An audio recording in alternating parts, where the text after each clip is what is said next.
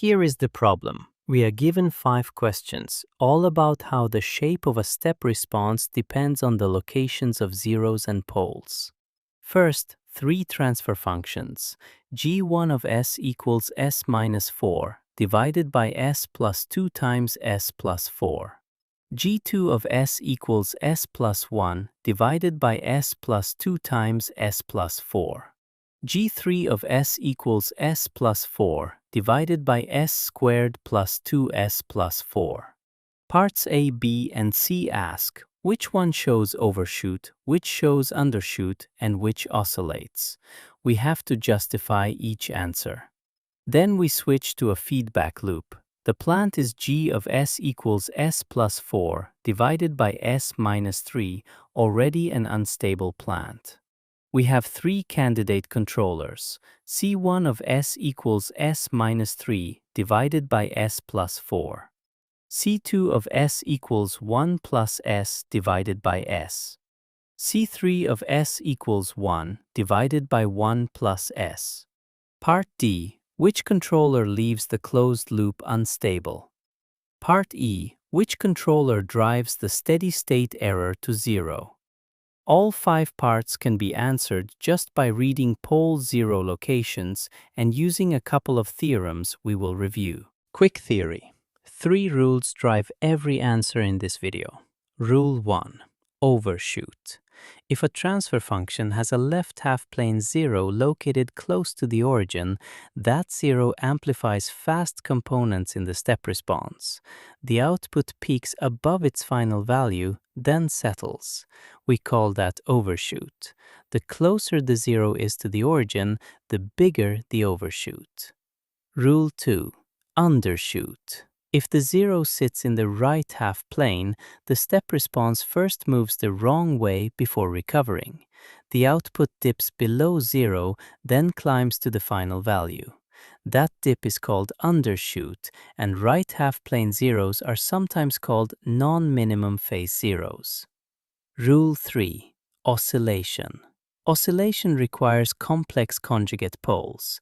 If the denominator is a quadratic with negative discriminant, the poles come as a pair sigma plus or minus j omega d, and the step response shows damped sinusoids.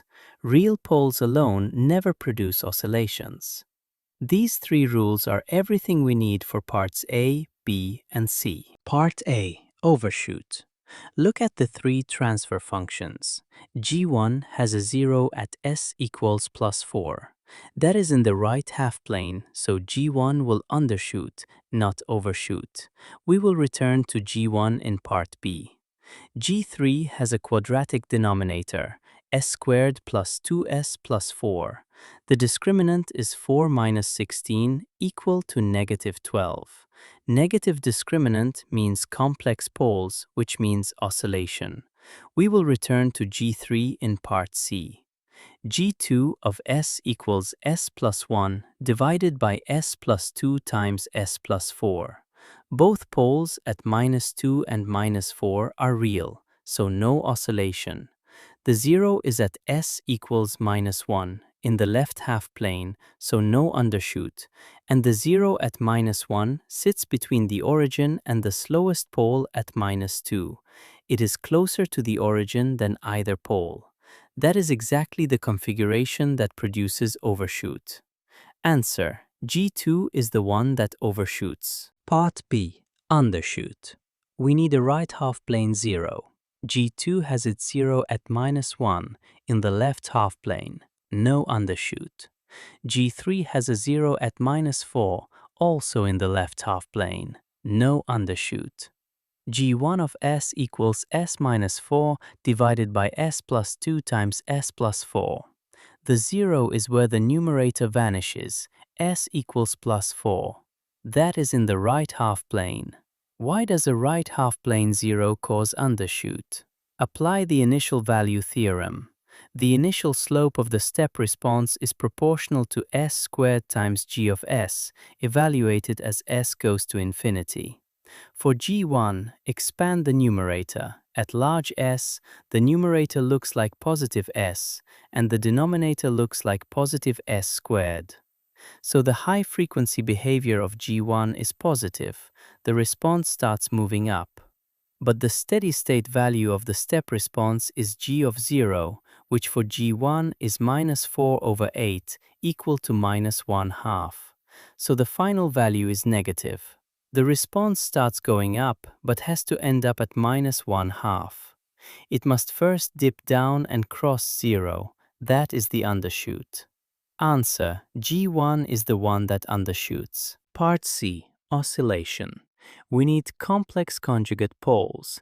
G1 has poles at -2 and -4, both real, no oscillation. G2 also has poles at -2 and -4, both real, no oscillation. G3 of S equals S plus 4 divided by S squared plus 2S plus 4. Solve S squared plus 2S plus 4 equals 0 with the quadratic formula. The discriminant is 2 squared minus 4 times 4 equal to 4 minus 16 equal to -12. Negative discriminant means complex roots. The poles are -1 plus or minus j times square root of 3. Compare with the standard second-order form, s squared plus 2 zeta omega ns plus omega n squared. Here omega n equals 2, and 2 zeta omega n equals 2, so zeta equals 1/2. A damping ratio of 1/2 is well under 1, so the system is underdamped. The damped natural frequency omega d equals omega n times the square root of 1 minus zeta squared, which evaluates to square root of 3, about 1.73 radians per second. The step response is a damped sinusoid that oscillates around the final value before settling. Answer: G3 is the one that oscillates. Here are the three-step responses plotted side by side so the verbal arguments connect to actual curves. G1. Undershoot. The response dips below 0 in the first second, crosses 0, and approaches its final value of -1/2 from below. G2. Overshoot. The response rises quickly, peaks above its final value of about 1/8, and then settles back down. The peak is small because the 0 at -1 is only moderately close to the origin, but it is clearly visible. G3. Oscillation. The response shows several damped swings around its final value of 1 before settling. The frequency of the swings is omega d, square root of 3 radians per second. 3 transfer functions, 3 different shapes, all driven by where the zeros and poles sit in the S-plane. Now parts D and E. We have a unity feedback loop. The plant is G of S equals S plus 4 divided by S minus 3. The pole at +3 means this plant is open loop unstable on its own. We have 3 controllers in series with the plant. C1 of S equals S minus 3 divided by S plus 4. C2 of S equals 1 plus S divided by S. C3 of S equals 1 divided by 1 plus S. For each controller, we need to compute the loop gain L of S equals C of S times G of S. The closed-loop transfer function is L divided by 1 plus L, and the closed-loop poles are the roots of 1 plus L of S equals 0. Stability is decided by where those closed-loop poles sit. Steady-state error to a unit step is decided by the system type, the number of integrators in the loop gain L of S.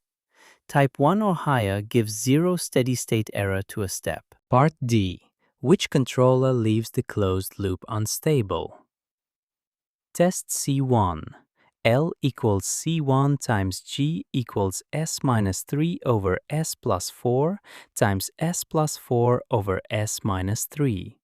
The S plus 4 cancels and the S minus 3 cancels, leaving L equals 1. But this is a dangerous cancellation. The plant pole at +3 is an unstable mode. C1 tries to cancel that pole by placing a 0 at +3. In an ideal model, the unstable mode disappears from the loop gain.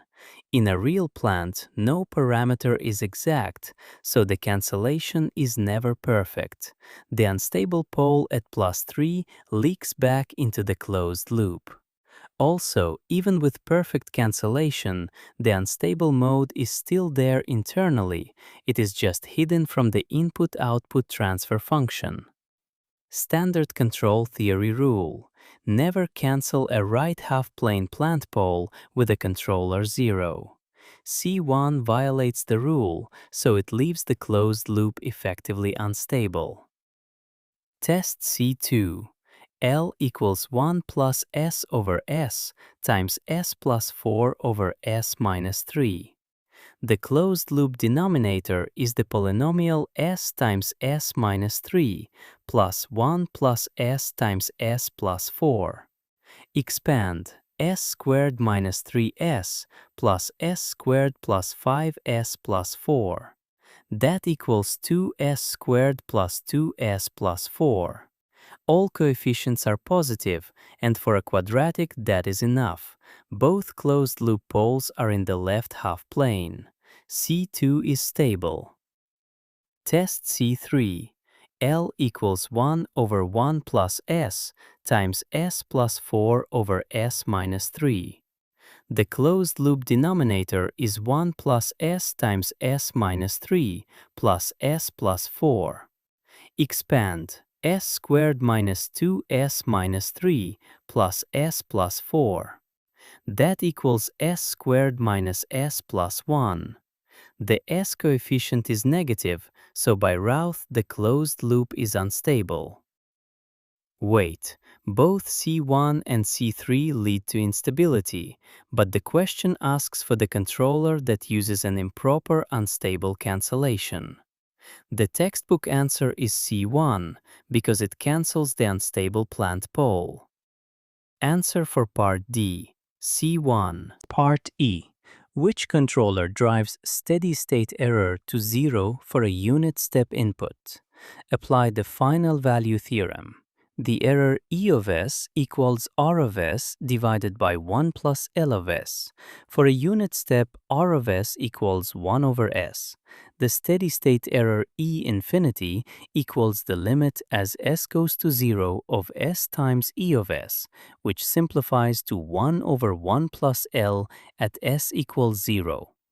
Zero error requires L of 0 to be infinite. That is, the loop gain must contain at least one integrator, a factor of 1 over S. Look at the controllers. C1 equals S minus 3 over S plus 4. Plug in S equals 0, minus 3 over 4. Finite, no integrator. C2 equals 1 plus S over S. The factor of S in the denominator is exactly an integrator. As S goes to 0, this blows up. C2 has an integrator. C3 equals 1 over 1 plus S.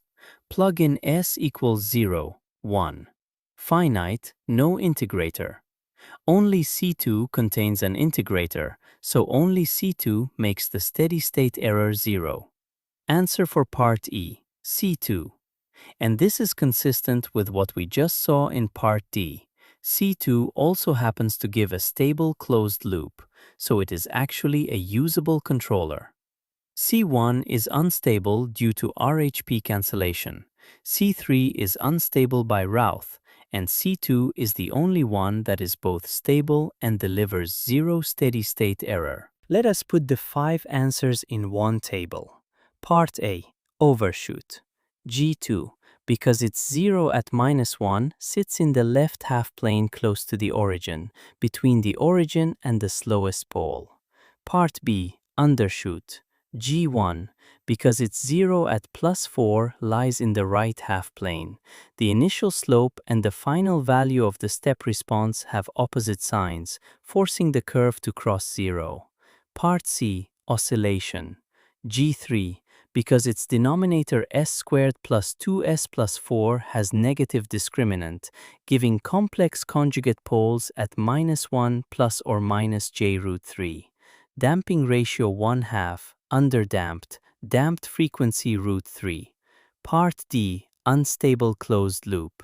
C1, because it cancels the plant's right half-plane pole at +3 with a controller 0. The unstable mode is hidden from the input-output transfer function but still present in the system, and any modeling error breaks the cancellation. Part E, zero steady-state error. C2, because it contains an integrator, raising the system type to 1. The big picture.